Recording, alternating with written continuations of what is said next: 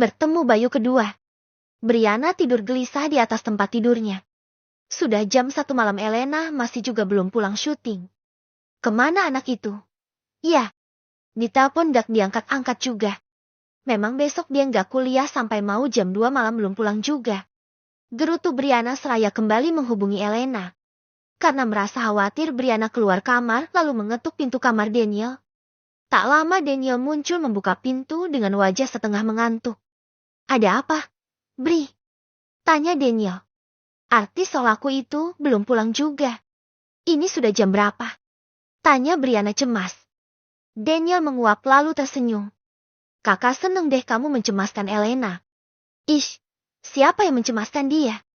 Enggak, tuh. Brianna kembali berbalik. Brianna lagi pulang ke rumahnya.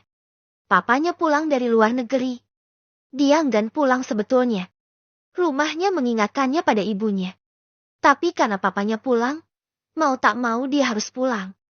Ucap Daniel menghentikan langkah Brianna. Berapa hari papanya pulang?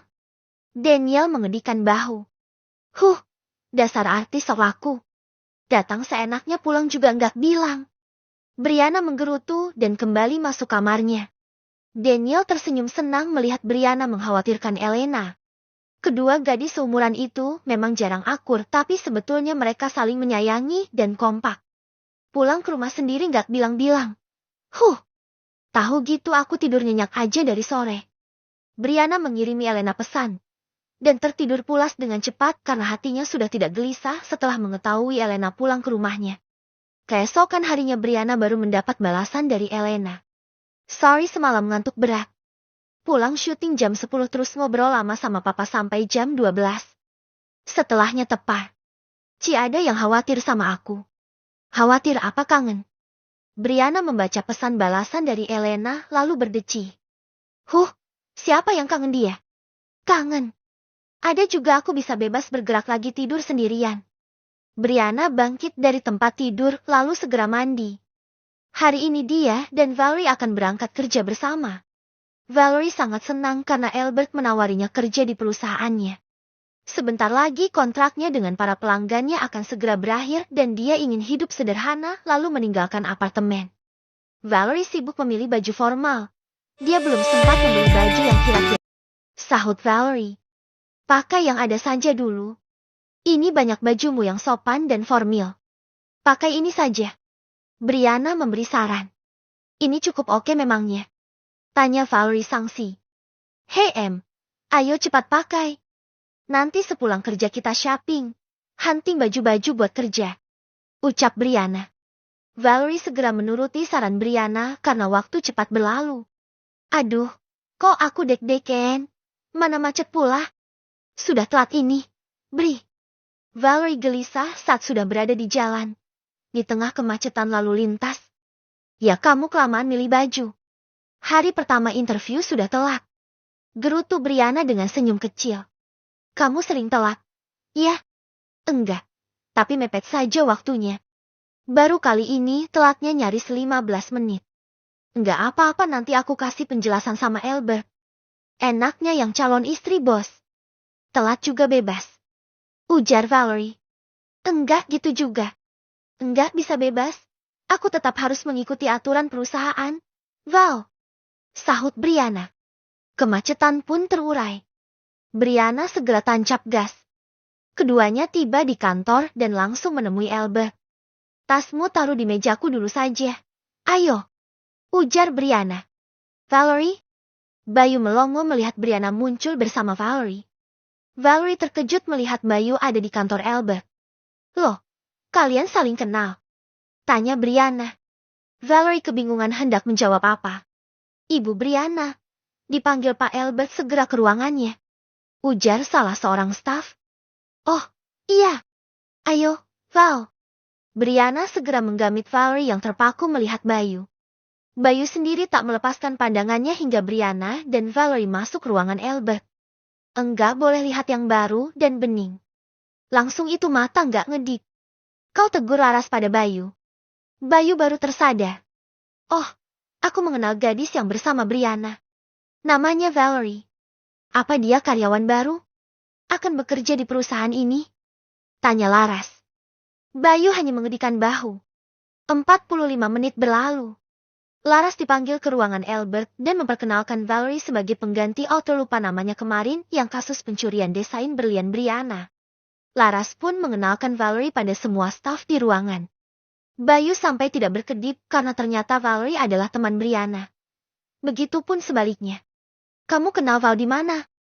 Tanya Brianna. Belum lama, kenal di jalan. Kekeh Bayu tidak menyebutkan secara detail awal perkenalannya dengan Valerie. Dunia ternyata hanya selebar daun petai China. Ya, sahut Brianna. Dia di tim sekretaris? Tanya Bayu. Hei ajari Val, gih. Ucap Brianna senang karena ternyata Bayu mengenal Valerie. Pasti. Sahut Bayu bersemangat. Istirahat pun tiba. Bayu menjejeri langkah Brianna dan Valerie. Bisa temani Valerie makan siang? Aku sama Pak Albert mau makan siang di luar sekalian, ada keperluan sembari makan siang. Val, enggak apa-apa kan aku tinggal makan siang di hari pertamamu kerja.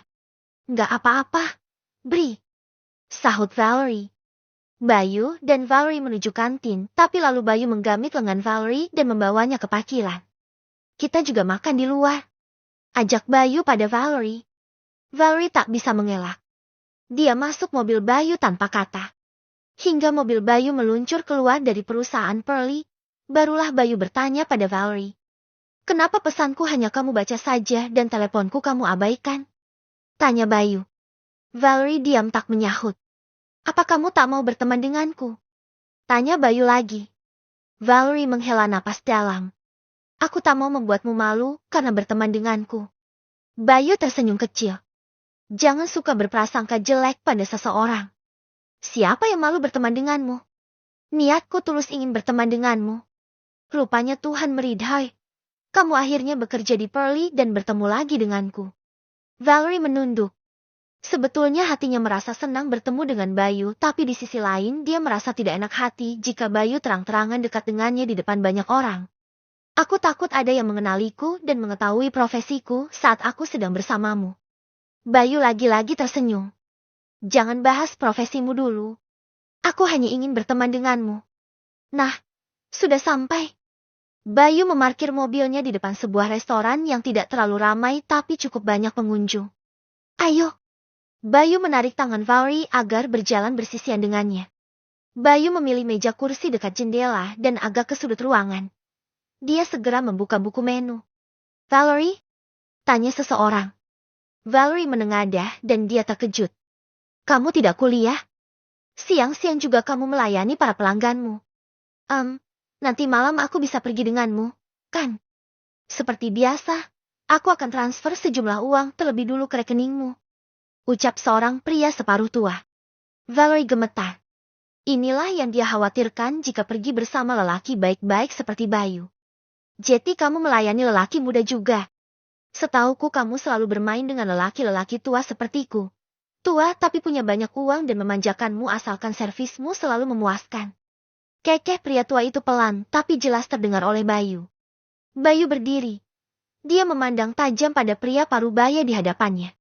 Jaga bicaramu, Pak Tua. Harusnya Anda lebih bisa menjaga sikap di hadapan anak muda dan memberi contoh yang baik. Malam ini Anda tidak bisa pergi dengan Valerie. Dia bersamaku. Bayu menggamit lengan Valerie dan segera pindah tempat duduk ke meja tengah yang lumayan ramai kini. Pria tua itu tidak berani menyusul ke keramaian. Dia menoleh ke meja lain. Di sana ada anak dan istrinya. Dia tak mungkin cari masalah hendak memaksa Valerie untuk berkencan dengannya nanti malam di depan anak dan istrinya. Diantar Bayu dinas.